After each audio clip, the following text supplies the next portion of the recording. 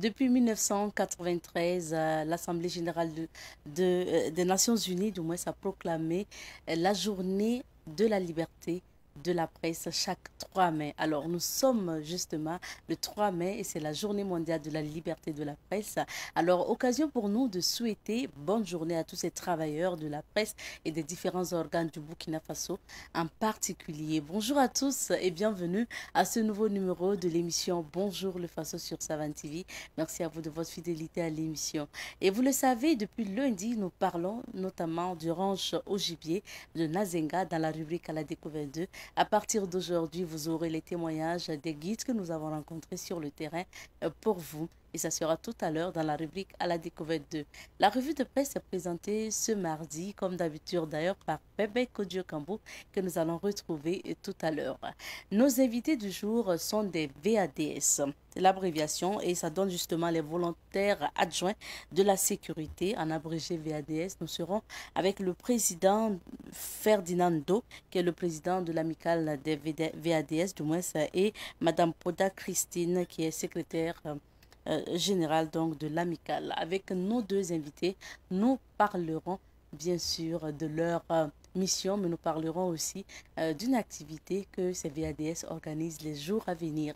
Et dans la deuxième partie de cette émission, ça sera la chronique du jour. Et la chronique du jour, c'est la chronique Un nœud sur la société, comme chaque mardi, avec Serge Youssef Ouedraogo. Nous abordons la réussite scolaire, la contribution de la lecture dans cette réussite scolaire. Ça sera tout à l'heure. Voici planter le décor de l'émission d'aujourd'hui. Tout de suite et maintenant pour la première rubrique.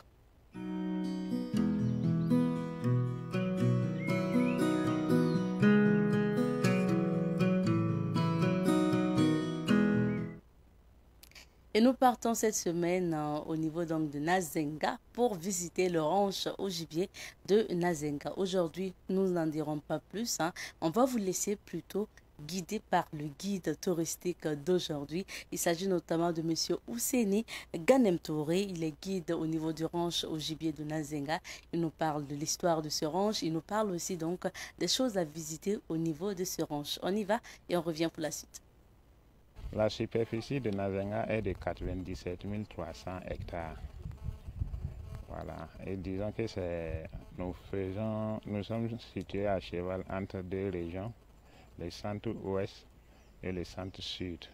Et une partie du ranch, notamment le côté sud, c'est fait d'office de frontière entre le Burkina et le Ghana. Les conditions d'accès, les conditions sont à deux niveaux. Il y a pour les conditions d'accès pour un expatrié et les conditions d'accès aussi pour les nationaux. Pour les expatriés, disons que c'est un prix assez abordable de 11 000 francs pour les expatriés.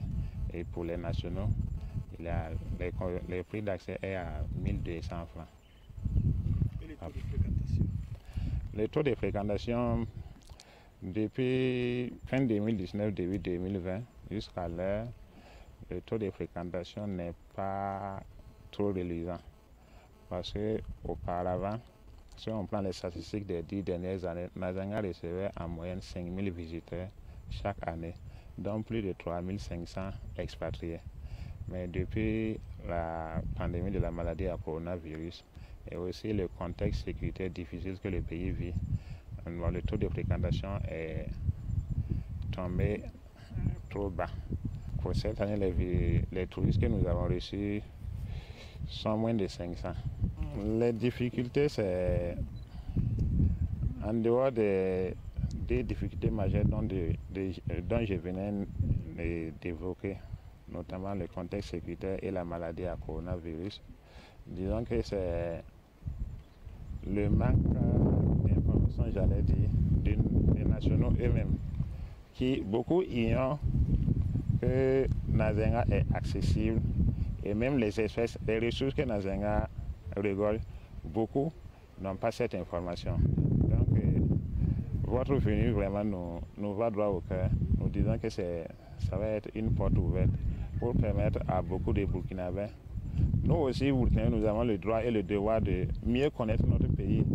Souvent, quand on échange avec certaines personnes, on a l'impression que ceux de l'étranger connaissent mieux notre pays que nous-mêmes qui y résidons. À l'instant, vous écoutiez le témoignage de M. Ousseini Ganem Touré. Rappelons qu'il est guide au niveau donc, du ranch au gibier de Nazenga. Et bien sûr, il nous a parlé des conditions pour visiter le ranch et puis des difficultés aussi que ce ranch rencontre actuellement. Je vous en parlais hier suite à ces crises donc, sécuritaires et sanitaires. Les visites se font rares. Mais comme je me plais à répéter, il faut aller visiter nos sites touristiques nous-mêmes, nous Burkinabés, avant d'attendre que les visites ne viennent de l'extérieur. Parce qu'après, s'il y a des difficultés, bien sûr, personne ne viendra visiter vos sites touristiques ou valoriser ces sites-là pour vous. Il faut le faire tout simplement vous-même. Pour la suite de cette émission, nous allons nous informer et c'est à travers la revue de presse.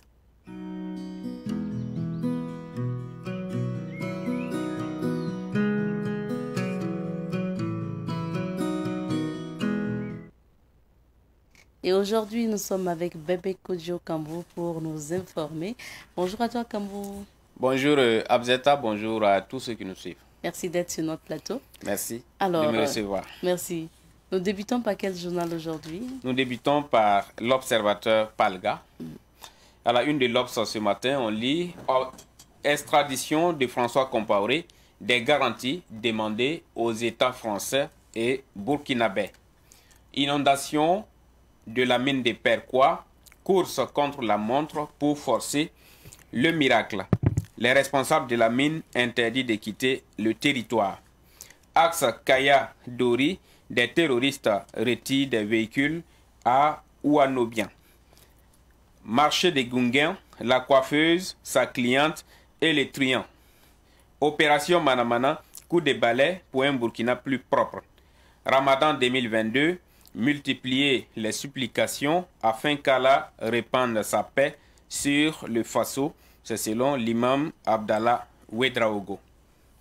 Et nous passons à la une du journal Aujourd'hui au Faso. Aujourd'hui au Faso, nous apprenons ceci.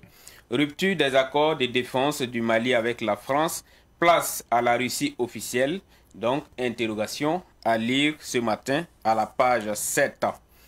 Aïd el-Fitra en Afrique, foi, morosité et sobriété. Extradition de François Compaoré, la CEDH dans l'attente des garanties des autorités burkinabées et françaises, donc CEDH pour parler de la Cour européenne des droits de l'homme. Célébration de l'Aïd el-Fitra, le cheikh Abdallah Ouedraogo appelle à la justice sociale. Tunisie, Tchad, Libye, drôle d'arbre à palabre.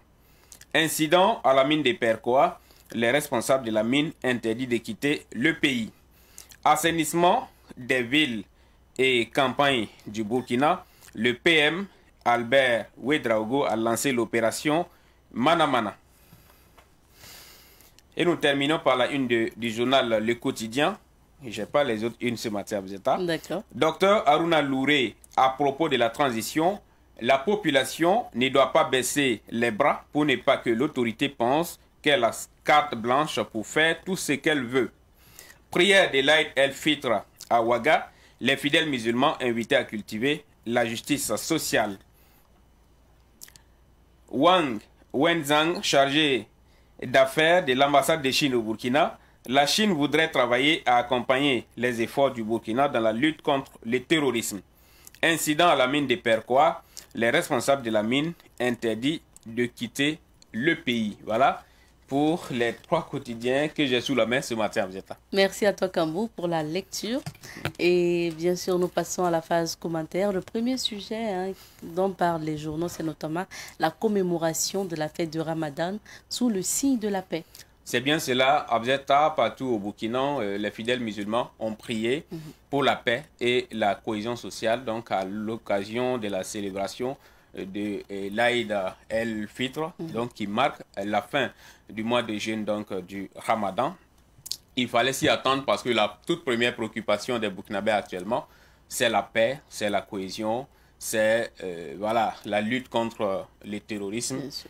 Donc, on pouvait s'attendre à ce que tous les fidèles qui ont prié puissent avoir en tête, voilà, cette recherche donc de la paix. Que ce soit donc à Ouagadougou, à Bobo, à Kaya, partout où les journalistes ont fait des reportages, ben, c'est le même mot donc, qui revient, la paix et la cohésion sociale au Burkina. Bon, cela rend d'ailleurs en droite ligne avec ces journées de prière que les autorités de la transition avaient d'ailleurs demandé. Donc, c'était pendant ce même mois de jeûne donc, du Ramadan. Donc, on peut se dire que la célébration de l'Aïd el-Fitr s'est inscrite un peu donc, dans cette logique-là. Ce que tout le monde souhaite aujourd'hui, c'est que ces prières permettent effectivement que la paix et la sécurité reviennent au Burkina Faso. C'est ça. Encore bonne fête aux musulmans. Alors, Kambou, deuxième actualité, nous sommes le 3 mai. Le 3 mai, c'est la journée mondiale pour la liberté de la presse. C'est bien cela, Abzeta. Chaque 3 mai, le monde entier célèbre donc cette journée dédiée à la liberté de la presse. Alors, cette année, les thèmes retenus au plan mondial, c'est le journalisme sous l'emprise du numérique. Et au Burkina Faso, le thème a été adapté donc à notre contexte pour donner le thème suivant: les médias burkinabés face à la révolution numérique. Comment mourir pour mieux renaître? Comment mourir? Comment mourir pour mieux renaître? Voilà. Alors, cela fait référence un peu à la prolifération, j'allais dire, des médias en ligne ces derniers temps. Et ces médias dont l'ancêtre est voilà, la presse papier, les journaux papier, donc, dont nous venons de parcourir par exemple les unes ce matin. Parce que le monde de la presse a fait un constat, le constat qui est que ces journées papier-là sont en train d'être abandonnées. Non seulement par les lecteurs, mais aussi par les professionnels des médias. Donc, pour un journaliste radio, par exemple, il est plus prompt à cliquer sur Internet pour vérifier une information sur un média en ligne que peut-être d'aller fouiller dans un journal presse écrite. Donc, il y a une chose qui s'impose quand on est face à cette situation, c'est de mourir peut-être pour mieux renaître. Il faut s'adapter à l'évolution donc numérique. Donc, c'est la raison pour laquelle vous verrez aujourd'hui que tous les journaux presse papier ont des sites maintenant en ligne. Que vous prenez l'Observateur Palga, tous les journaux ont les sites également en ligne. Donc, pareil aussi pour les médias audiovisuels. Il y a aussi une influence du numérique à ce niveau, parce qu'aujourd'hui, toutes les chaînes de télé et de radio ont des pages Facebook. Voilà. Parce que tout se passe actuellement en ligne, si on peut le dire ainsi. C'est difficile pour un citoyen. Bon, et non seulement il y a un problème d'accessibilité, mais il y a une volonté même d'abandonner cette méthode qui est d'aller fouiller peut-être voilà, dans les journaux de la presse écrite. Voilà. Donc, il y a cette nécessité, peut-être, que ces médias-là meurent pour mieux renaître. Bon, on ne dit pas peut-être l'abandon définitif, j'allais dire, du journal papier, mais il faut que ces médias animent peut-être un peu plus les plateformes numériques pour que les lecteurs qui ne se sentiraient pas bien en allant peut-être fouiller dans la presse papier puissent également aller cliquer pour lire peut-être le pays sur Internet, l'Observateur Palga sur Internet, l'Express du Faso sur Internet. Donc, il faut que ces plateformes peut-être commencent à être vulgarisées. Ça, c'est moi qui l'ai dit. Mais ce qui est sûr, au centre de presse Norbert Zongo, où aura lieu la cérémonie commémorative de cette journée à partir de 10h, il y aura aussi un panel sur ce thème-là. Donc, il y a un certain nombre de panélistes qui sont annoncés donc, pour l'animation, qui vont faire des communications. Donc, plus précise sur voilà, ce thème qui a été donc choisi pour la commémoration donc, de cette journée. Alors, ce qu'il faut dire peut-être, c'est qu'en matière de liberté de la presse, le Burkina Faso a un bon classement depuis un certain nombre d'années, ce qui fait qu'aujourd'hui on est premier en Afrique francophone par exemple. Donc le Burkina Faso est le pays francophone d'Afrique où la presse est le plus libre, si on peut le dire ainsi, et 5e en Afrique de façon générale et 37e au plan mondial sur 180 pays classés.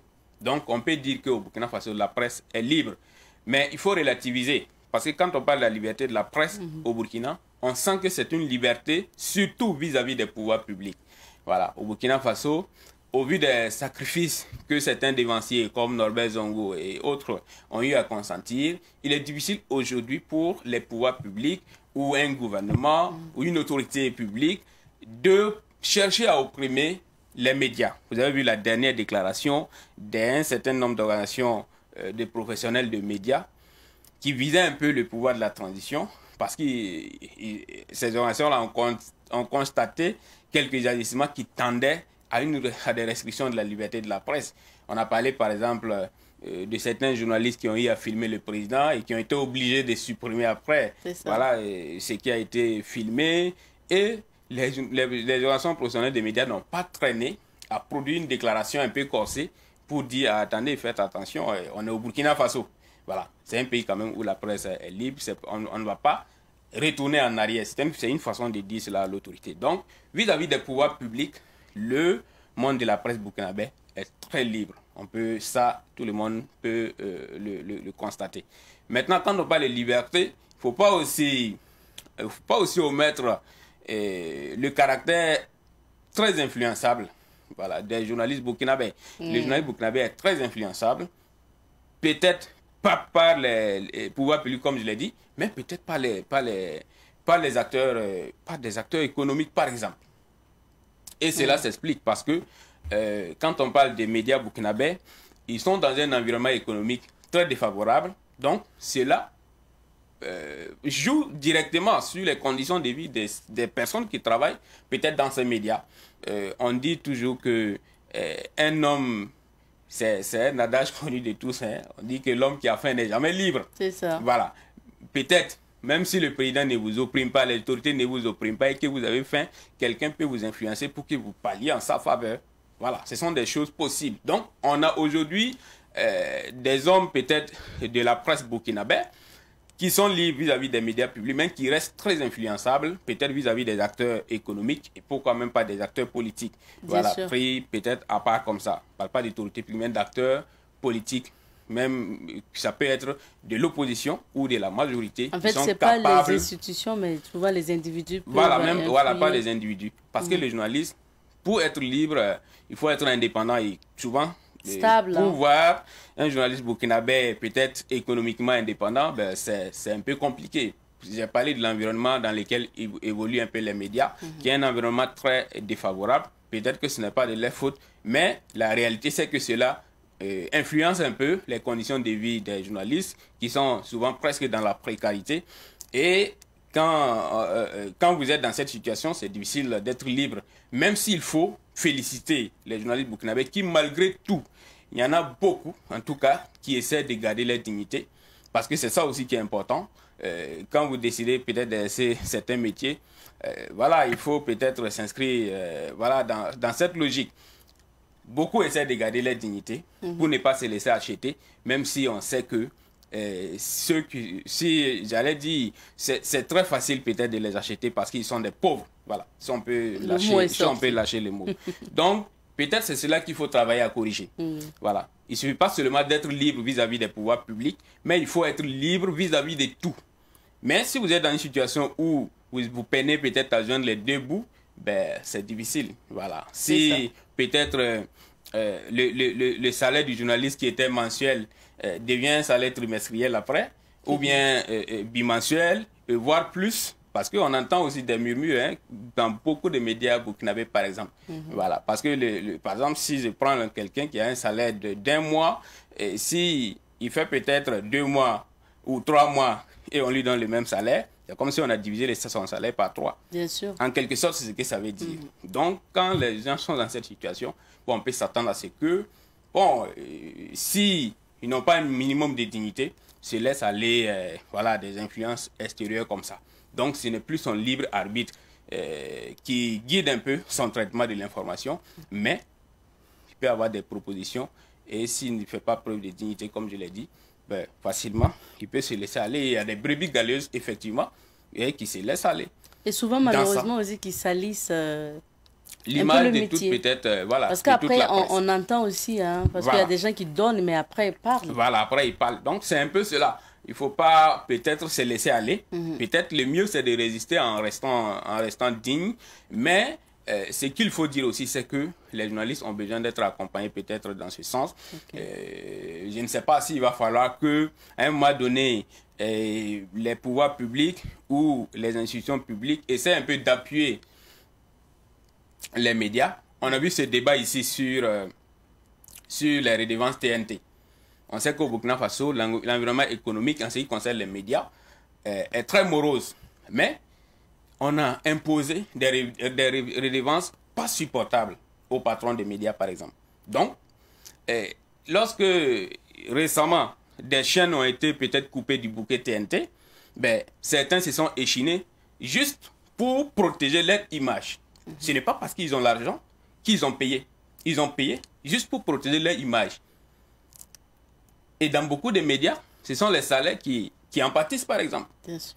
Donc, si on a des pouvoirs publics qui ne tiennent pas compte de tout cela, ben, on ne peut pas s'attendre à une presse où les travailleurs seront bien gérés, où voilà, les journalistes seront totalement indépendants. Donc, c'est pourquoi quand on parle d'indépendance du journaliste aujourd'hui au Burkina, c'est plus facile de dire que le journaliste est indépendant vis-à-vis des pouvoirs publics. La presse est indépendante vis-à-vis des pouvoirs publics, mais elle est soumise à des influences extérieures, compte tenu donc de cette précarité, peut-être une précarité voulue aussi par les pouvoirs publics, qui avaient la possibilité de faciliter la tâche aux entreprises de presse, en peut-être revoyant à la baisse les redevances TNT, par exemple, pour ce qui concerne les chaînes de télé. Parce que l'information, avant tout, là, c'est un bien public. C'est un bien public. Ce que nous sommes en train de dire aujourd'hui, là, qui en profite? C'est le peuple. Bien sûr. Si nous donnons des informations utiles, si c'est utile, bien sûr, ce que nous sommes en train de dire, voilà. Si c'est utile, c'est pour le peuple. Ce n'est pas pour nous, ce n'est pas pour notre patron que nous sommes en train de parler. Donc, c'est un bien public et il faudrait que les pouvoirs publics travaillent à appuyer les entreprises de presse pour assurer leur viabilité. Parce que, par exemple, si la redevance TNT est maintenue telle qu'elle est aujourd'hui, ben, on aura peut-être à un moment donné des chaînes de télé qui vont jouer seulement de la musique parce qu'il n'y aura pas de travailleurs pour travailler. Ils vont payer la TNT, ils ne pourront pas payer les salaires et il n'y aura pas de travailleurs. Ouais. Est-ce que c'est l'objectif d'un média? C'est la question qu'il faut se poser. C'est ça. Donc il va falloir peut-être que le pouvoir public essaie de voir ce qu'il y a lieu de faire pour appuyer les entreprises de presse. Voilà. Parce que si, je ne sais pas, si un patron de presse recrute des gens, ce n'est pas pour ne pas les payer, il sait. Il sait. Il sait que c'est pour les payer, mais s'il ne les paye pas, ce n'est pas parce qu'il a le choix aussi souvent. Donc, il faut que les pouvoirs publics travaillent à peut-être appuyer les entreprises de presse, pas les appuyer pour les rendre dépendants, parce que souvent aussi, quand on donne beaucoup de subventions, on tend à contrôler. Mais ce que je demande ici, peut-être, c'est que la redevance TNT, par exemple, ça, par exemple, c'est un levier sur lequel on peut s'appuyer pour, en tout cas, améliorer un temps soit peu l'environnement économique en ce qui concerne les médias. Il va falloir y penser. Et je crois qu'avec l'ancien régime, les patrons de presse avaient commencé un plaidoyer, avec notamment le président de l'Assemblée nationale qui avait promis de traiter le dossier. Bon, actuellement, avec le changement de régime, on ne sait pas trop où est-ce qu'on en est. Mais ce qui est certain, c'est que si les redevances TNT se maintiennent telles quelles, bon, soit nos médias devront prendre la responsabilité de ne pas émettre sur le bouquet TNT, donc qui est national, et d'émettre peut-être sur d'autres satellites ou sur le bouquet Canal+. Sinon, ils ne pourront pas supporter, ils ne pourront pas vivre. Possible, et tous les patrons des médias l'ont reconnu. Et je l'ai déjà dit ici, ceux qui ont payé là, ce n'est pas parce qu'ils ont l'argent. Ils ont payé juste pour sauver leur image.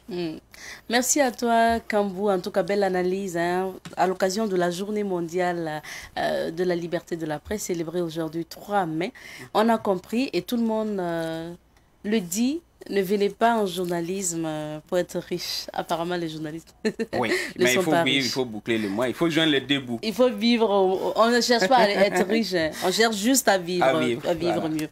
Merci Kambou. Et troisième actualité qui nous amène au Mali, le Mali qui dénonce les accords de coopération militaire avec la France. Oui.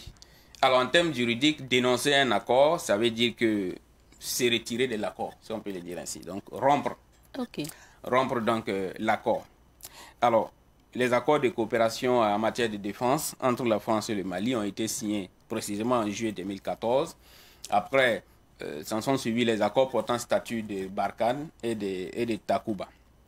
Donc, ce sont ces accords-là qui sont dénoncés aujourd'hui par le Mali. Donc, ça veut dire le Mali se retire de l'accord. Donc c'est une rupture donc, de ces accords. Alors le Mali accuse un peu la France de la violation donc de sa souveraineté par exemple. On parle également des décisions unilatérales prises par la France. Par exemple, la décision de se retirer, c'est la France qui l'a prise comme ça de façon unilatérale. Alors que lorsque un accord vous lie à quelqu'un, bon, c'est un accord bilatéral. Ça veut dire qu'aucune décision ne devrait être prise par une seule partie sans que ce ne soit négocié donc, avec l'autre partie. Donc, le Mali accuse un peu la France de faire cela. Donc, il s'est dit aussi que le Mali, depuis plus d'une année maintenant, a fait des observations et a souhaité réviser donc ses accords avec la France. Bon, cela n'a pas été suivi. J'arrive, la France n'a pas donné suite donc à cela. C'est pourquoi depuis hier, le Mali donc a notifié la décision donc de dénonciation de l'accord à travers donc son ministère des Affaires étrangères au chargé d'affaires de l'ambassade de France qui est au Mali. Voilà, parce que depuis un certain temps, l'ambassadeur de France au Mali a été expulsé. Donc actuellement, c'est un chargé d'affaires qui est là. Donc c'est à celui-là que la décision a été notifiée, donc de dénoncer donc, ces accords. Alors, on peut dire tout simplement que c'est un nouveau rebondissement dans la dégradation des relations entre la France et puis le Mali. Bon, cela fait suite, si on peut le dire ainsi, à la suspension ou à la fermeture définitive de RFI et de France 24 la semaine dernière. Oui. Bon, c'est la logique des choses, on pouvait s'y attendre. Bon, les choses, comme tu l'as dit, les relations se dégradent toujours. Ouais. Merci à toi. Et ça va se continuer. Et ça va continuer, j'allais dire. Merci bien. Merci et bonne suite. Merci bien. On te souhaite encore bonne journée mondiale de la liberté de la presse. Merci. Aujourd'hui, dans la rubrique invité du jour, nous sommes avec les responsables de l'amicale des VADS qui organise un tournoi de Maracana. Nous en parlons tout à l'heure, juste après ça.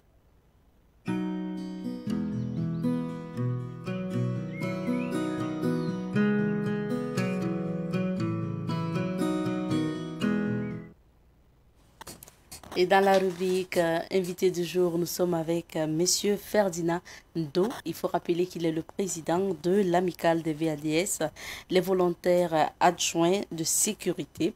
Également sur ce plateau, Christine Poda. Elle est la représentante des femmes de l'amicale des VADS. Bonjour. Bonjour, madame. Bonjour à vous, monsieur Ndo. Bonjour, madame. Merci donc à tous les deux d'être sur notre plateau. VADS, donc volontaire adjoint de sécurité. On va pour commencer donc parler de votre métier. Qu'est-ce qu'un VADS? D'accord, merci madame. Permettez-moi de dire merci à la hiérarchie policière qui nous ont permis d'être sur ce plateau, à la personne du directeur régional de la police nationale du centre, également le point focal national des VADS du Burkina. Voilà, nous sommes là pour répondre au nom de tous les VADS du Burkina Faso. Pour répondre à votre question, il faut dire que le VADS est un contracteur de l'État ayant pour mission d'apporter son appui aux forces de sécurité intérieure, telles que la police nationale et municipale. Voilà. Et pour parler de son rôle, il apporte un appui aux forces de sécurité intérieure dans le domaine de l'assistance, du soutien et de prévention. Et par de cela, il apporte un concours très précieux en matière de régulation de la circulation aux côtés des forces de sécurité, qui est la police nationale et la police municipale qui régule la circulation. Voilà. Alors, je me retourne vers Madame Foda. Dites-nous comment on devient VADS. Comment vous, par exemple, vous êtes devenu VADS? Bon, merci, madame.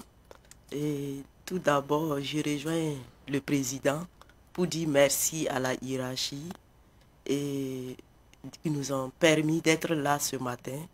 Merci à eux. Je dis merci et beaucoup de courage à Monsieur le Président qui bat jour comme nuit pour nous. Voilà, pour revenir à votre question, pour être VADS, il y a une petite rédaction en écrit, c'est savoir lire et écrire. Voilà, après ça, il y a le sport. Bon, pour les hommes comme les femmes. Après ça, si tu as eu, bon, tu es VADS. Donc, en fait, c'est un concours qu'il faut passer? Oui, c'est un concours que tu dois passer pour être VADS. D'accord. Monsieur Ndo, président de l'amicale des VADS du Burkina, dites-nous, depuis quand l'amicale existe, quels sont les objectifs de cette amicale? Il faut dire que, d'abord, pour revenir sur l'histoire des VADS, il faut dire, d'abord, il faut donner l'existence même du corps VADS et définir, pour revenir sur l'histoire, en se basant sur la loi 031-2007 AN du 29 novembre 2007 portant institution d'un corps de volontariat national au Burkina Faso, que sous l'ancien ministre, le docteur Jérôme Bougouma, a eu l'initiative de créer au sein du ministère de la Sécurité l'emploi des volontaires adjoints de sécurité. Et cette initiative a été concrétisée par l'arrêté 2013-3339-MATTS-CAP du 23 octobre 2013 portant création d'emplois de volontaires adjoints de sécurité. Pour dire que pour rendre effective l'arrêté sous la responsabilité du préfet de police, d'alors le contrôleur général de police, Rassamane Ouangrawa, voilà, pour la région du centre et des 13 régions de la police nationale des autres régions. Alors, il a été procédé au recrutement de 3000 VADS dans tous les 13 régions du Burkina Faso. Bon, depuis 2013, vous voyez, le VADS, sa mission, c'est la régulation de la circulation. Bon, l'amicale est née suite à la durée même de la mission de VADS qui était faite à l'ombre. Le VADS n'était pas visible tout simplement parce que il ne s'était pas organisé pour pouvoir faire valoir ce qu'ils sont en train de faire. Tout est parti en 2020 où l'initiative est venue. Voilà, nous avons décidé qu'est-ce qu'il faut faire pour quand même valoir ce corps-là. Parce que c'est des gens qui sont engagés volontairement pour servir les nations. Bon, même dans les prises de décision, on ne sent jamais le nom des VADS. Pourtant, certains contractés de l'État, c'est l'État qui les a recrutés pour servir sa nation d'une autre manière. Et il existe depuis 2013, jusqu'à nos jours, ça fait 9 ans que le corps VADS existe, mais l'amicale est née en 2020 et c'est en 2021, vraiment avec l'accompagnement et la disponibilité de la hiérarchie qui ont permis vraiment de mettre en place l'amicale. Parce que les gens se sont engagés, ils ont prouvé qu'ils pouvaient faire quelque chose en s'unissant à notre association. Les résultats ont été vraiment tangibles en 2021 pour la première édition de la Coupe, vraiment qui a été appréciée par la hiérarchie policière. Nous parlerons justement de ce Maracana tout à l'heure. Mais Monsieur Ndo, pour rester toujours sur l'amicale que vous avez créée, parce que pour vous, il fallait vous mettre ensemble, pourquoi justement vous avez décidé de créer? Quels sont les objectifs que vise notamment l'amicale des VADS? D'accord, merci. Il faut dire que, vous voyez, ces jeunes-là sont recrutés. Bon, il n'y a pas de nouveaux requis, mais au sein d'eux, il y a des diplômés, il y a des gens qui ont des licences. Mais en principe, avant même le recrutement, quel est le niveau basique demandé? Non, c'est savoir lire et écrire. D'accord. Voilà. On ne demande pas un diplôme. On ne demande pas de diplôme. Voilà. C'est à l'issue de ça, maintenant, chacun rejoint dans son lieu d'affectation où son service d'accueil maintenant doit lui fournir une fiche de renseignement où tout est détaillé là-bas. Je pense que les archives sont toujours là. Il faut dire que pour ne pas laisser la jeunesse aller à elle, mais puisque le métier de VADS, c'est un contrat. C'est un contrat de 3 ans. Et bon, après les 3 années, ces jeunes-là se retrouvent dans la nature, sans aucune formation professionnelle. Bon, est-ce qu'il faut toujours laisser la jeunesse venir servir la nation, repartir dans la nature, sans aucun, compte tenu même de l'employabilité même de la jeunesse qui est un problème très très criard. Voilà pourquoi nous avons décidé de se mettre en association pour quand même défendre les valeurs moraux, surtout la formation professionnelle. Nous allons nous focaliser sur la formation professionnelle, l'insertion professionnelle de ces jeunes-là, parce que la majorité, c'est des jeunes. C'est des jeunes, et si vraiment nous sommes en association, on pourra toucher des partenaires qui pourront quand même nous accompagner dans la formation de ces jeunes-là pour qu'ils puissent, après le service à la nation, qu'ils puissent être utiles à leurs familles. Maintenant, déjà, vous avez parlé du recrutement. Pour vous, on n'a pas besoin d'un niveau, on ne demande pas un diplôme, il faut savoir lire et écrire. Mais est-ce que quand on est VADS, on a la possibilité à un moment donné de devenir policier? Oui, il y a la possibilité, il faut revenir encore saluer vraiment le préfet de police à son temps, Rasmane Ouagrava, donc je viens de donner l'histoire. En 2014, après la première année du recrutement des VADS, il y avait 200 postes qui étaient octroyés au VADS, au compte de la police nationale. Voilà. Et il faut dire que de VADS peut devenir policier, gendarme et militaire. Mais c'est quoi en fait les conditions aussi? Bon, les conditions, il n'y a pas de conditions spéciales pour les VADS parce que ils ne prennent pas comme les autres citoyens. Voilà, il n'y a pas d'avantage lié. Vous voulez dire qu'ils prennent part au concours normal de la police ou de la gendarmerie. Mais là, c'est maintenant le diplôme qui va parler. Voilà, c'est le diplôme qui va parler. D'accord. Parce qu'au sein de vous, s'il y en a qui ont le BPC, le bac, s'il y a des concours ouverts au sein donc, de la police ou de la gendarmerie, ils peuvent participer. Mais s'il n'y a pas le diplôme, c'est difficile. Voilà. Ou bien s'il n'y a pas le diplôme et qu'il y a l'expérience, du moins, sont vos avantages. Il faut dire que le diplôme, il y en a. Seulement que, par exemple, la police est devenue le niveau bac. Excusez-moi. Oui, c'est le niveau bac. Le recrutement se fait avec voilà. Le niveau bac actuellement. Actuellement, il y a des bacheliers qui sont là, mais l'âge est dépassé. D'accord. Voilà, l'âge est dépassé. Il faut peut-être se retrouver à la police municipale où l'âge est un peu élevé. Ça passe jusqu'à 37 ans. Sinon, pour le compte de la police nationale, le niveau bac, l'âge est limité à 25 ans. Voilà, mais il faut dire que le niveau est là, mais l'âge est dépassé. En ce moment, ce n'est plus la faute à quelqu'un. Bon, vous ne remplissez pas les conditions. On ne remplit pas les conditions. Bon, je donne la parole à Madame Poda pour parler maintenant de votre travail sur le terrain. Au Burkina, on a des grandes villes comme Ouagadougou, Bobo, où, quoi qu'on dise, hein, l'incivisme routier se développe ou se dégrade de jour en jour. Comment, en tant que VADS, on arrive à réguler la circulation dans cet environnement? Merci, madame. Vraiment, comme ce que vous avez dit, l'incivisme au Burkina, c'est une grande maladie. C'est une maladie, mais... Très grave, compliquée à trouver des remèdes. Parce que VADS, femmes comme hommes, on trouve pas mal de difficultés en matière de régulation. Voilà, on vous provoque, mais mentalement, on est prêt pour supporter tout, n'importe quel coup. Voilà, on ne fait pas attention à les provocations parce que c'est le service. Sinon, si c'est les provocations, ça ne manque pas. Tu peux être là en train de travailler, tu n'as rien fait, on vient, on t'insulte, on te frappe et puis on continue. L'incivisme, vraiment, on va prier Dieu que chacun met de l'eau dans son vin pour qu'on puisse travailler ensemble. Voilà, le volontaire, vraiment, c'est volontaire. Il a l'amour de ce qu'il fait. Donc, on demande à tout un citoyen de nous accompagner dans ce qu'on fait. Et surtout, vous, en tant que femme, hein, c'est vrai, hein, quoi qu'on dise, peut-être avec les hommes, ils sont plus aptes au terrain, peut-être.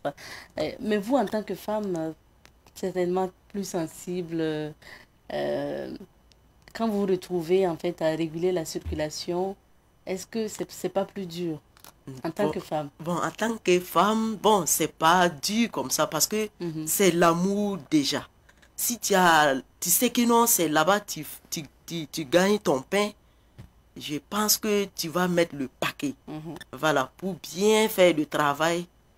Il n'y a pas à dire que tu es femme, tu ne peux pas tenir, on tient le coup. D'accord. Voilà. Et quelle est par exemple la pire chose qu'on vous ait faite en circulation comme ça pendant votre travail? Vous vous rappelez peut-être un exemple? Bon, je me rappelle bien, en 2013, quand on nous a recrutés nouvellement, la pire des choses que j'ai eu sur la route la toute première fois et que j'ai tendu ma main pour bloquer, quelqu'un est venu, paf, il a tapé ma main et puis il est passé. Il me dit que en Morée, il ne faut pas un minimum de Oui. Voilà, bon, ça m'a choqué. Pour dire ça, c'est pas un travail. Est-ce que tu ne vas pas aller chercher un autre travail? Voilà, donc ça m'a choqué, mais après, bon, parce que moralement, quand on recrute un VADS, on nous forme. Moralement, tu dois être posé. Tu ne dois pas faire attention aux provocations. Voilà, donc j'ai laissé passer. D'accord, merci pour l'exemple. Maintenant, comment la collaboration se passe avec la police sur le terrain, M. Ndo? Bon, il faut dire que sans mentir, la collaboration se passe très bien avec la police, que ce soit nationale ou municipale. Parce que il faut ajouter que c'est une famille. C'est une famille. Certes, il y a des brebis galées, que ce soit des deux côtés, mais il ne faut pas se focaliser sur ça pour. Mais la collaboration en tant que telle, ça se passe très bien. Et voilà pourquoi il y a des résultats. Le VADS arrive à accomplir vraiment sa mission sur le terrain. Mais hormis accompagner la police, hein, déjà au niveau des voies pour la régulation de la circulation, est-ce que pour des missions, des autres missions, vous accompagnez ces policiers? Oui, dans la mission telle que décrite, là où le VADS ne doit pas intervenir, c'est la police judiciaire, le maintien d'ordre. Voilà. Mais vous connaissez l'Africain, lorsqu'on lui donne une certaine liberté, il déborde souvent. Voilà pourquoi. Mais il arrive des fois, par exemple, les missions nocturnes où c'est éclairage, il y a contrôle des motos. C'est le VADS qui appuie la police pour charger les engins, tout. Donc, ça fait partie de la mission. Là où le VADS n'intervient pas, c'est le maintien d'ordre. La police judiciaire, ça passe son travail. On entend souvent aussi certaines personnes en circulation vous dire ouvertement, vous n'êtes pas des policiers, vous ne pouvez pas récupérer ma moto, ou bien des choses comme ça quand même qu'on entend. Ça fait partie aussi des difficultés au quotidien. Oui, ça fait partie des difficultés. Il faut vraiment, ces gens-là, c'est comme quelqu'un, un voleur qui part voler et qui dit au propriétaire qui n'a pas raison. Non, moi je pense que c'est seulement pour ne pas casser les vivres ensemble au Burkina que souvent la hiérarchie laisse passer certaines choses. Mais quand ça arrive devant eux, ils tapent, ils appliquent les tests normalement parce que le VADS c'est l'argent de sécurité. Il est l'argent de policiers municipaux et nationaux qui est sur le terrain. Et quand il sort pas parce qu'il veut sortir. Il est sorti sous recommandation de la hiérarchie. Donc, le VADS ne peut pas verbaliser quelqu'un, mais s'il arrive des fois qu'il déborde, il peut faire aussi appel à qui de droit pour que la loi soit appliquée. Voilà. Donc, ça veut dire que si vous brûlez le feu, comme on le dit, vous passez au rouge, par exemple, le VADS peut avertir et puis interpeller la police pour qu'on vous arrête, par exemple. Oui, par exemple, si vous brûlez le feu et qu'il y a entrave à la circulation, je pense que les VADS qui sont au carrefour, c'est ça souvent la population ne comprenne pas. Ils ne sont pas là pour, par exemple, quelqu'un qui vient, qui brûle le feu et qui part cogner quelqu'un. Au lieu que ceux qui sont aux abords de la voie viennent même sanctionner celui qui a commis la faute là, ils viennent pour négocier avec les agents qui sont sur le terrain. Ah, il faut les laisser. Ça arrive souvent. Non, ça n'arrive pas. Ça n'arrive pas. Il faut faire savoir que non. Voilà. Le VADS ne va pas te dire, bon, il faut prendre papillon pour passer au commissariat. Non. Il peut te bloquer et faire appel à son service d'origine. Ils vont venir te chercher. Et il y a eu ces cas-là plusieurs fois. Parlant toujours donc peut-être des difficultés ou du travail sur le terrain, certains pensent aussi que vous êtes nombreux à faire le même travail. Madame Poda, on retrouve par exemple au niveau d'un même feu, il y a le feu tricolore qui est là, qui marche. On a le policier ou les policiers qui sont arrêtés et des VADS en plus. Est-ce que ça ne fait pas beaucoup? Bon, ça ne fait pas beaucoup. Bon, c'est comme ça. Et le travail de VADS, c'est réguler la circulation. Parce que si, par exemple, le feu, il arrive des fois que le feu coupe. Et s'il y a coupure du feu, il faut forcément qu'on régule. Et s'il n'y a pas de VADS, il n'y a pas de policier, en ce moment, ça sera compliqué. Donc, raison pour laquelle le policier est là, parce que le VADS appuie le policier. Donc, raison pour laquelle, normalement, si vous voyez un VADS, vous devrez voir un policier. Voilà, le VADS travaille avec la police. Donc, raison pour laquelle le VADS est là, le policier est là, et le fait est là. Tout ça là, parce que l'incivisme... C'est la maladie là. Voilà.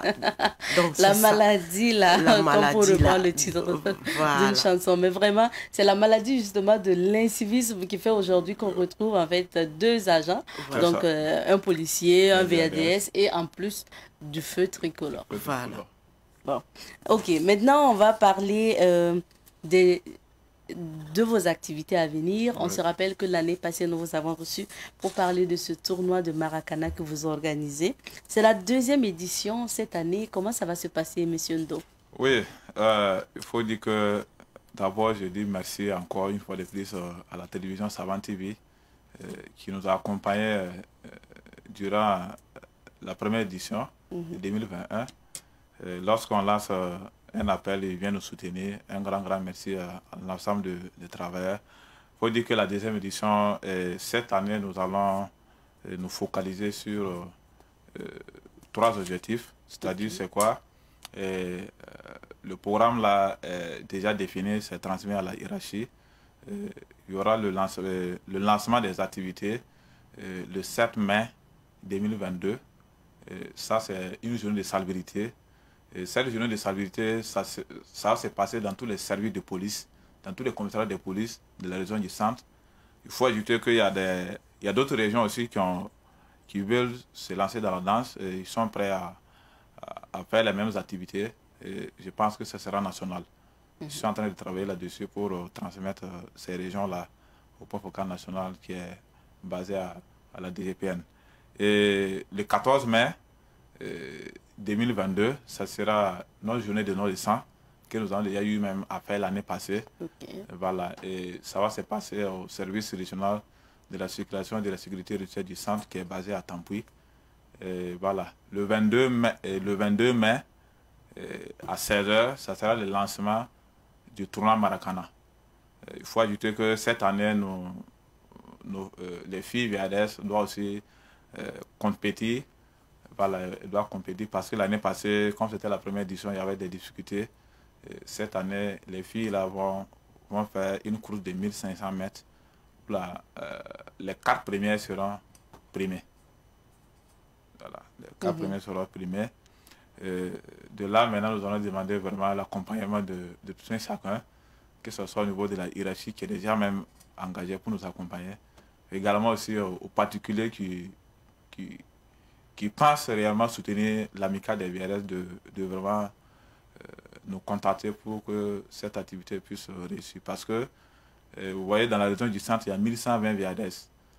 Si vraiment 1120 doivent faire un don de sang, même si nous n'avons pas eu les 1120, au moins 200 ou 300 poches de sang, ça peut sauver des vies. C'est notre contribution aussi envers l'État. Donc, don de sang, journée de salubrité, voilà. Compétition, Maracana, donc football. Voilà, où il y aura 16 équipes qui vont compétir. Il y a 12 équipes de VADS, puisque les VADS sont dans les différents commissariats de la région du centre. Bon, cette année, nous avons des difficultés avec ceux de Tangan de Souris puis Comtiliga. Compte tenu de la distance, l'effectif n'est pas trop élevé là-bas. Ça va bouleverser un peu le service. Donc, eux aussi disent qu'ils sont de cœur avec nous. Ils seront toujours là à nos côtés. Alors, Madame Poda, on parle d'une compétition qui va concerner les femmes. Quelle est justement aussi la contribution de la femme lors de ces activités? Bon, lors de ces activités, on les accompagne en tant que femmes VADS. On part les supporter. Quand ils jouent, on est là pour les apporter à boire. Et puis, l'année dernière, on a fait un peu, mais bon, c'était pas ça. Puis, vous avez joué. Voilà, puis on a joué, on a fait une petite ouverture avec les élèves de la police nationale. Bon, mais elles ont gagné. Bon, on espère faire mieux que l'année passée. D'accord. Voilà. Donc, cette année, pour l'ouverture, vous allez jouer au foot aussi? Oui, oui, on va jouer et on espère qu'on va gagner. Et après, c'est la compétition de course, vous avez dit. Voilà, la compétition de course, ça s'est passé, ça va se faire les jours de la finale, qui est prévu pour le 25 juin.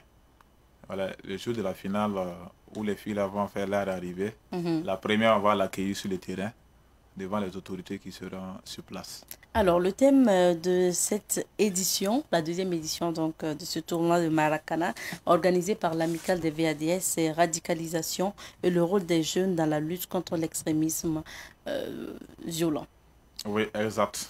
Nous avons vraiment, parce que si vous voyez actuellement notre pays, le Burkina Faso, souffre même en matière de cohésion sociale. Et quand vous regardez la situation que nous vivons actuelle, il n'y a pas... bon, certes, il y a des personnes âgées, il y a des informations que nous n'avons pas, mais la majorité, c'est les jeunes qui arrivent à instrumentaliser pour prendre des armes contre les frères burkinabés. Et c'est là, maintenant, nous avons dit, bon, nous, en tant que jeunes, qu'est-ce que nous pouvons faire?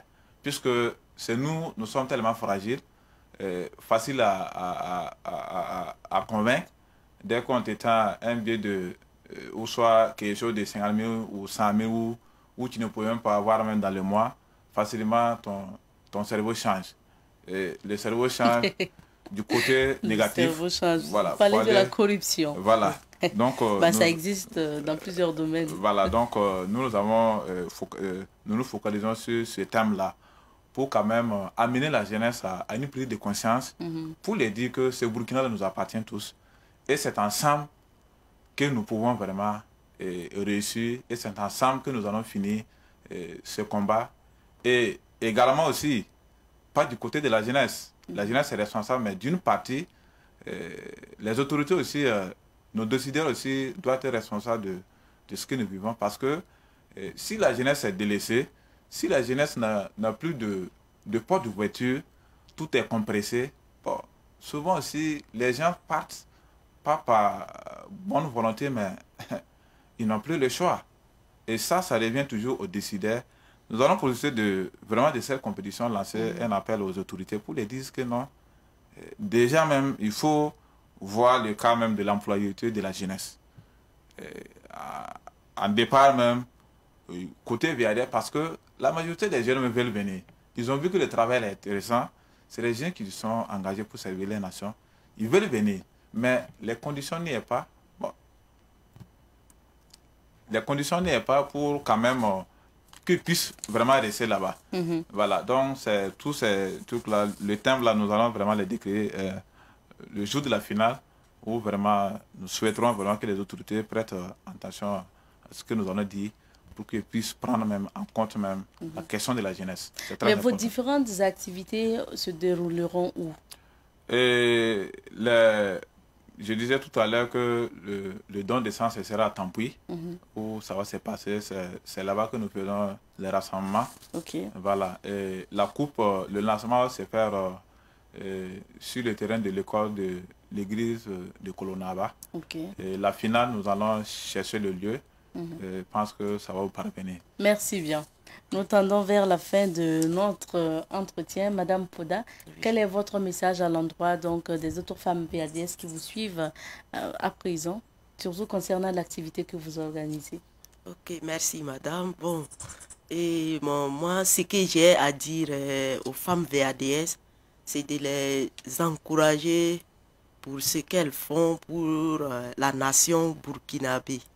Parce que ce n'est pas facile, pour ce travail-là, ce n'est pas facile. Mais c'est comme ce que j'ai dit au début, il faut aimer ce que tu fais. Ce que tu as pour le moment, fais ça avec de bon cœur et que tu vas bénéficier. Parce que être femme VADS, ce n'est pas permis à n'importe qui. C'est pas permis à n'importe qui. Donc je les encourage vraiment de faire le meilleur d'eux. D'accord. Voilà. Merci bien. Monsieur Ndo, pour terminer. Bon, pour terminer, moi j'ai un appel à lancer à l'endroit de ces jeunes qui se sont engagés pour servir les nations, que vraiment l'avenir de Burkina, c'est eux. Ils n'ont qu'à se mettre au travail. Seul le travail paye. Et surtout la solidarité parce que aussi sans la solidarité, sans l'engagement, on ne peut pas. On ne peut pas arriver, on ne peut pas atteindre les objectifs. Et vraiment, je demande leur accompagnement, surtout leur compréhension, parce que gérer, ce n'est pas facile. Il y a souvent des imperfections, mais il faut quand même, compte tenu de mon âge, ce n'est pas facile de gérer tout ce monde, mais on va y arriver ensemble. C'est pas simple. Compte tenu de votre âge. Voilà, donc on est très jeunes, et ça fait partie aussi du leadership. Je dis aussi merci aussi à la hiérarchie, vraiment qui me comprend, qui m'accompagne dans toutes les activités, que l'appel que j'ai à lancer, ce qu'on s'est dit, ils n'ont qu'à se reparler, parce que tous les VAD du Burkina comptent sur eux pour que leurs problèmes soient résolus. Ce que vous vous êtes dit. Bon, ils sont au courant. Ils sont au courant, mais nous, non. Bon, c'est vraiment, il y a un travail qui est fait que je les ai remis. Je pense que la relecture de l'arrêté concernant l'emploi des VRS est en cours. Et nous les demandons vraiment de... Le souhait, c'est d'avoir un travail stable jusqu'à... Voilà, pour permettre à ces jeunes-là de se sentir vraiment responsables. Que ce ne soit pas des contrats de 3 ans et après vous êtes remis à vos parents ou remis à la société. À la société. D'accord. Ouais. Le message est bien passé certainement. Merci à vous d'être passé. On va vous souhaiter bonnes activités. Merci des activités qui vont débuter le 7 mai prochain. Merci. Je rappelle que dans l'entretien du jour, nous recevions l'amicale des VADS donc, du Burkina. Il s'agit notamment du président de cette amicale, Ferdinando.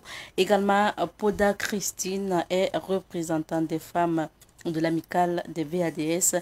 Les VADS, ce sont les volontaires adjoints de sécurité. Merci en tout cas à vous d'être passé sur notre plateau. C'est ici qu'on s'arrête pour l'entretien de ce jour. La chronique du jour, c'est avec Serge Youssef Ouedraogo. Nous abordons le thème de la lecture aujourd'hui. La lecture qui contribue dans la réussite scolaire. Ça sera dans Un œil sur la société.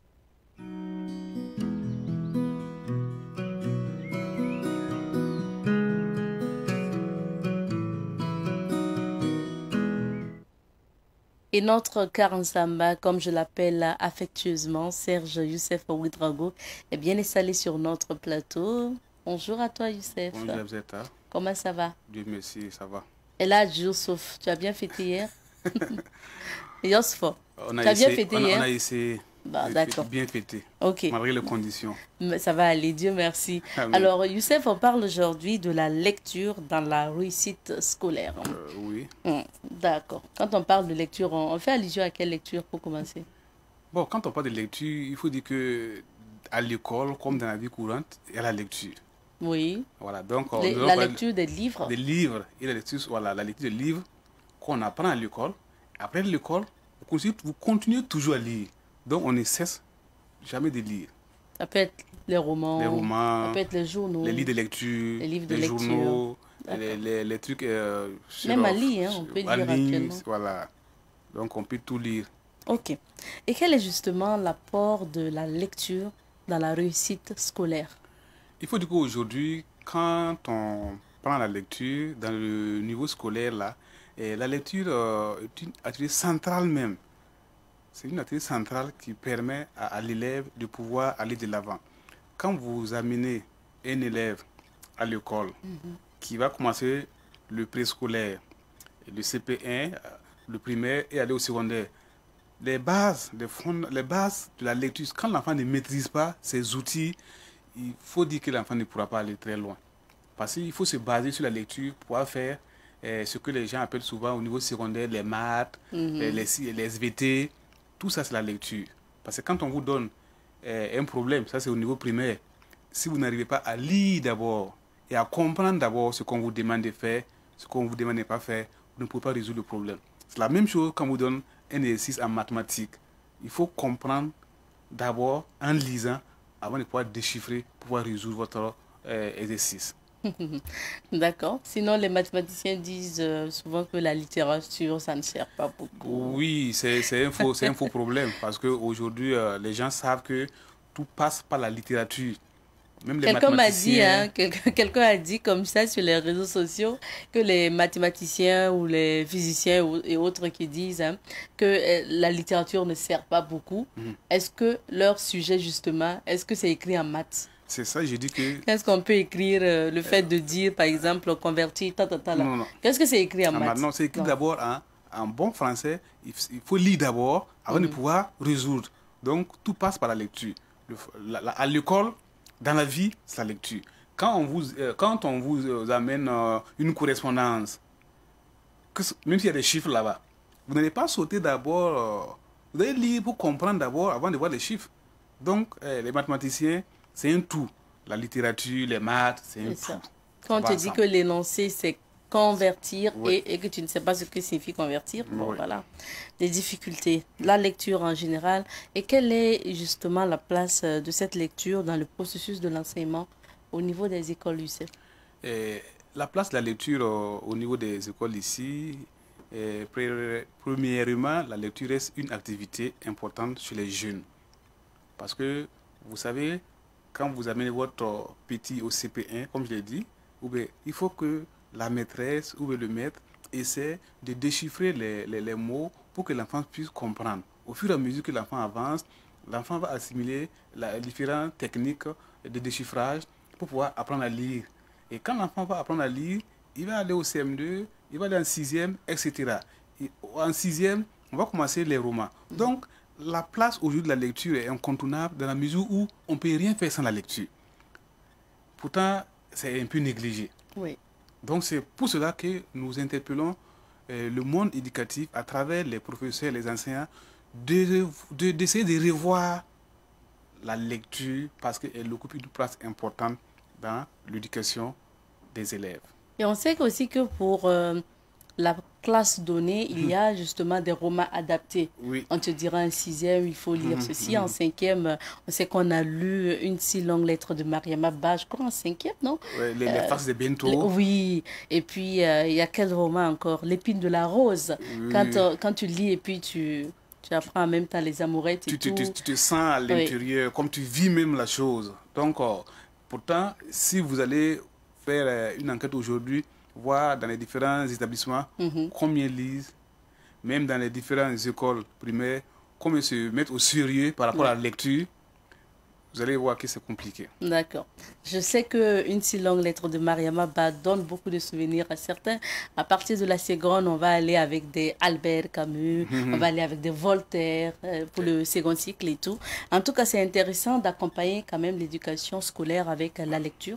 Parce que ça... Et puis, c'est après que tu comprends, en fait, que ça t'apporte quelque chose. Oui. Je ne parle pas de l'université, surtout pour ceux qui ont fait les arts et communication, comme nous autres, là où on va vous dire, vous apprendre la littérature burkinabé, la littérature arabe, la littérature ceci et cela. C'est un voyage, ça aide dans la formation. Quand vous êtes dans la lecture, là, surtout les romans, là, c'est un voyage extraordinaire. Extraordinaire. Oui. Quand vous lisez les farces de Bento, et vous regardez l'histoire de la jeune fille, et l'épine de la rose, l'histoire des amourettes, quoi. Donc vous voyez déjà que vous vous sentez, vous êtes vous voyagez vous voyagez en quelque sorte. D'accord. Voilà. Même les livres du préscolaire, du primaire là, il y a des tests qu'on parle du village, l'enfant qui n'est jamais allé au village, qui vit seulement à Ouagadougou. Le test du village, quand on raconte l'histoire, comment ça se passe au village, l'enfant même se sent déjà dans sa peau avant d'arriver au village. Donc il faut donner aussi des livres de contes aux enfants. Aux enfants. D'ailleurs, KPG en écrit beaucoup. Pourquoi pas ne pas prendre on va le solliciter pour ça. Oui. Alors, est-ce que tu penses que la bonne maîtrise, notamment de la lecture par l'élève, peut l'accompagner concrètement dans sa réussite scolaire? Et vous voyez, quand un enfant maîtrise la lecture, comme les mathématiciens aiment nous dire qu'il n'a pas besoin de la littérature là. Quand un bon mathématicien, c'est parce qu'il a maîtrisé la lecture.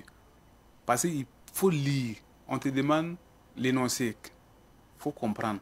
Qu'est-ce qu'on vous demande de faire? Qu'est-ce qu'on vous demande de ne pas faire? Qu'est-ce qu'on vous demande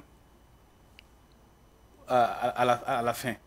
Automatiquement, quand il y a les différents stars là sont connus là, facilement vous traitez votre exercice.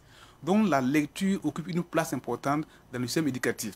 un enfant qui ne sait pas lire ne peut pas avancer. Il ne peut pas avancer. C'est vrai que d'autres vont essayer de caracoler un peu pour avancer. Vous dites que bon, malgré que je ne sais pas lire, je suis allé là. Mais quand vous allez vouloir faire des études poussées, vous allez toujours avoir des problèmes. Donc il faut se baser par rapport à la lecture. Pourtant, je sais qu'au niveau primaire, la lecture est notée sur 10. Au niveau secondaire, il n'y a même pas une grille de lecture. C'est vrai que c'est les romans que les gens lisent pour venir faire les commentaires composés, mais on devait toujours avoir une matière spéciale qu'on appelle la lecture, le français. La lecture fait partie du français pour pouvoir continuer. Et c'est aujourd'hui, quand vous prenez les écoles primaires, les lycées et collèges, il n'y a plus de bibliothèques comme ça.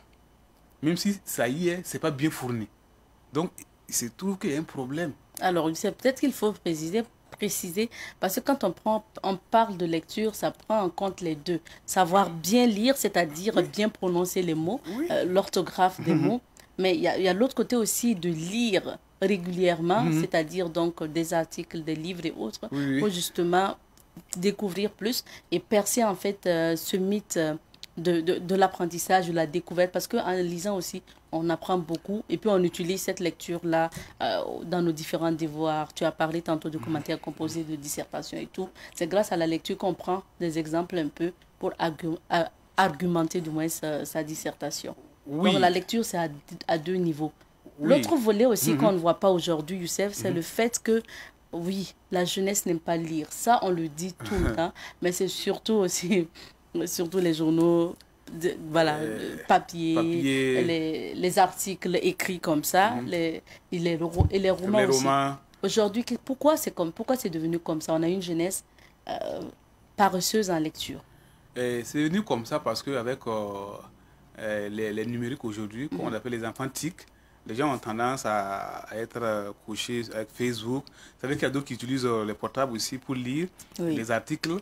Mais quand vous utilisez plus les portables, quand vous êtes en train de lire, vous êtes concentré sur peut-être un roman qu'on vous a envoyé par mail ou bien qui est sur un PDF, et quand on vous appelle, ou bien quand il y a un WhatsApp qui est là, qui vite envoyé, vous laissez la lecture. Lorsqu'il y a un message. Voilà, vous laissez le message et vous laissez la lecture aller vers le message. Mais quand vous avez un roman, vous avez un livre de lecture, vous êtes concentré. Il y a tout dans le livre. Il y a tout dans le livre, dans la manière que vous utilisez le livre pour lire les expériences. Il y a des gens qui ont écrit, c'est leur vie personnelle. Et quand vous lisez, vous tirez un bénéfice à l'intérieur. C'est comme j'ai dit tantôt là, dans les livres au niveau du primaire là, c'est des récits que des gens ont fait. Bien sûr. Mais quand vous lisez, vous vous sentez dans ces différents récits. Au niveau secondaire, vous avez pris l'histoire de une si longue lettre là, de Maria Maba. Vous voyez ça?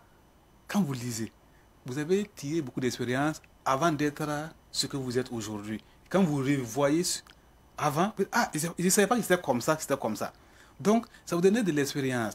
Parce qu'aujourd'hui, Cheikh Rabou disait chaque fois qu'un journaliste qui fait toute l'année, qui n'arrive pas à prendre un livre pour voir le contenu, pour essayer de lire là, il n'a qu'à aller encore chercher ailleurs. Parce que tout y est dans le livre. Il faut se former, c'est dans le livre. Il faut apprendre à écrire, c'est dans le livre. Il faut découvrir des nouveaux mots. C'est dans le livre. Mais si les enfants aujourd'hui, ou les jeunes sont presque cochés sur les smartphones, les portables, les Android, là, ils ne les lisent pas. C'est Facebook. Aujourd'hui, c'est des messages. Les messages, ce n'est pas des... Parce que abréviations, à travers la lecture, vous apprenez à faire la dictée. La dictée. Aujourd'hui, si on prend 5 élèves du CM2, on prend 5 de la terminale, et on prend 5 universitaires pour faire des dictées que nous, on faisait au CM2. Je ne pense pas que... Ça revient avec à l'époque. Oui, je ne pense pas qu'ils vont s'en sortir. Comme ils ne lisent pas. Même ceux de l'université. Même ceux de l'université. On prend une dictée de CM2, on donne à un étudiant, il ne pourra pas s'en sortir. S'il ne lit pas, il va avoir 0. Donc, c'est pour dire que tout y est dans le livre, et si nous lisons, ça nous apprend beaucoup de choses. On se forme nous-mêmes, et on peut aussi transmettre cette formation-là à d'autres personnes. En tout cas, ça ne ment pas. Moi, par exemple, j'ai découvert l'histoire du peuple Boaba quand j'ai lu Crépuscule des temps anciens. Ok. Je ne connaissais pas, mais quand j'ai lu donc Crépuscule des temps anciens, j'ai connu en fait l'histoire. Après, ça m'a amené à aller faire des recherches pour connaître. Donc, ça veut dire que vous apprenez l'histoire, la géographie, vous apprenez les mots, les expressions, à bien parler, à utiliser, je sais pas. Vous apprenez tout en fait à travers la lecture. Et moi, hein, c'est l'occasion pour moi encore de remercier tous ces écrivains qui passent sur le plateau de Bonjour le Faso parce qu'ils m'ont vraiment permis d'avoir ma bibliothèque personnelle à la maison. Donc, merci. Donc, il faut démocratiser. Démocratiser. Vous prenez, vous lisez, puis vous ramenez.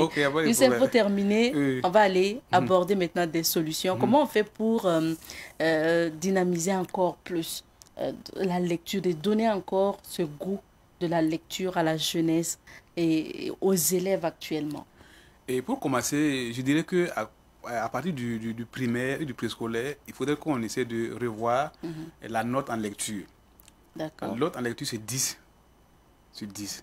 Pourtant, en opération, c'est 20 sur 20. Déjà, si les enfants savent que la lecture est 20, ils vont bien lire, ils vont se concentrer pour apprendre. Au niveau secondaire, il faut avoir, même au niveau primaire, il faut avoir des bibliothèques dans les écoles primaires pour que dans la semaine, au moins, les enseignants puissent amener les enfants à lire et puis à faire des jeux de concours par rapport à la lecture. Dans les lycées aussi et collèges, il faudrait ça. S'il y a ça, les jeunes vont s'adonner à la lecture. Mais il y a des bibliothèques. Oui, il n'y a pas beaucoup il y a pas beaucoup de bibliothèques dans les écoles publiques. Hein. Aujourd'hui, il y en a, mais c'est vide. Ce n'est pas fourni. Voilà. Les gens vont souvent au centre américain ou au centre français pour pouvoir lire, chercher les livres. Donc, il faut ça d'abord. Il faudrait aussi que, je sais qu'il y a une journée, la promotion du livre. Il faut qu'à travers cette journée-là, qu'on puisse encore voir comment on peut fournir les bibliothèques là, avec nos romans africains et puis les romans burkinabés. Voilà. Même si on va aller au-delà pour lire certains romans comme les Voltaire, etc. là, il faut commencer par connaître le pays. Il y a des écrivains qui ont écrit sur le pays, sur votre village. Nous ne savons même pas ce que c'est de Abraham Babastaki. Nous ne savons même pas ce que c'est que le Burkina Faso. Si on vous dit, Madame Nikema, votre village, vous ne savez pas. Et on veut aller lire. C'est vrai que le monde est candide. Le monde est vraiment, c'est devenu très petit, un grand village. Mais il faut d'abord apprendre à lire. Il faut d'abord apprendre à vos enfants, à vos jeunes là, votre terroir. Là, ils vont savoir notre terroir c'est quoi. Et on avance. Mais si on saute et puis on va de l'autre côté, souvent c'est compliqué. Donc pour les livres au programme, tu préconises qu'on commence déjà à mettre nos livres, à mettre Parachutage de Norbert Zongo, à mettre Rokopenga de Norbert Zongo au programme avant d'aller chercher ailleurs. Justement. Okay. Donc il faut réadapter. Et justement, dans la réforme curriculaire qui est en cours là, les livres de lecture qu'ils vont essayer qu'ils vont prendre, que les tests soient des tests burkinabé. Il ne faut pas aller prendre Kwasi. Kwasi, c'est pas un nom burkinabé. C'est un nom ivoirien ou ghanéen. Voilà, il y a les pocos, il y a les rogos qu'on peut illustrer. Voilà, et après, l'enfant va se sentir dans son terroir. Si c'est fait comme ça, et surtout les bibliothèques, et essayer d'organiser des compétitions de lecture, ça va attirer les enfants pour pouvoir vraiment être. Parce que sans la lecture, pour évoluer réellement dans le milieu scolaire, c'est compliqué. Mais si l'enfant maîtrise, c'est la base, l'enfant va évoluer facilement. Donc, ce qu'on demande aux gens, c'est de lire aussi. À part les enfants, ceux aussi qui ont dépassé, ils n'ont qu'à lire. Les romans sont là, les journaux sont là, beaucoup de choses, parce que vous tirez beaucoup d'expérience dans les différents livres et votre propre formation se trouve à l'intérieur. Il y a des gens qui ont lu des livres. À travers ces livres-là, un déclic qui est venu et c'est parti. Bien sûr. Voilà. Mais quand vous ne lisez pas, souvent même pour écrire une bonne phrase, c'est compliqué. On prend le verbe, on met à la place du sujet, et on prend le complément, on met à la donc, quand on dit qu'une phrase commence par une lettre majuscule et ça termine par un point, si on va vérifier combien commence la phrase avec la lettre majuscule et termine par le point. Donc tout ça, c'est la lecture qui concourt. C'est la base. C'est la base. Merci à toi, Youssef. En tout cas, c'est un thème intéressant. Nous espérons qu'à travers ce thème, vous allez revisiter donc votre bibliothèque pour enfin avoir encore cet amour pour la lecture. C'est très important, surtout que ça doit venir naturellement. Faites comme moi, tapez par moment sur Internet résumé de tel livre. Et puis, si vous lisez le résumé, ça vous intéresse. Voilà, vous cherchez le roman et vous lisez. C'est intéressant. Merci à toi, Youssef. Merci à vous, carrément. À mardi prochain. Si Dieu le veut. Inch'Allah, Dieu le voudra. Notre temps d'émission est terminé pour aujourd'hui. Merci à vous de votre fidélité à l'émission Bonjour le Faso. Rendez-vous demain mercredi pour d'autres aventures de l'émission. Mais en attendant, ne zappez pas. À partir de 10h, vous aurez les flashs d'informations en maori et en français. Et à partir de 11h00, c'est l'émission Cadeau du jour animée donc par Bintou Kindo et Honoré Onadia avec certainement un partenaire qui va vous donner un cadeau de ce jour. Merci à vous. On se dit à demain. Kus.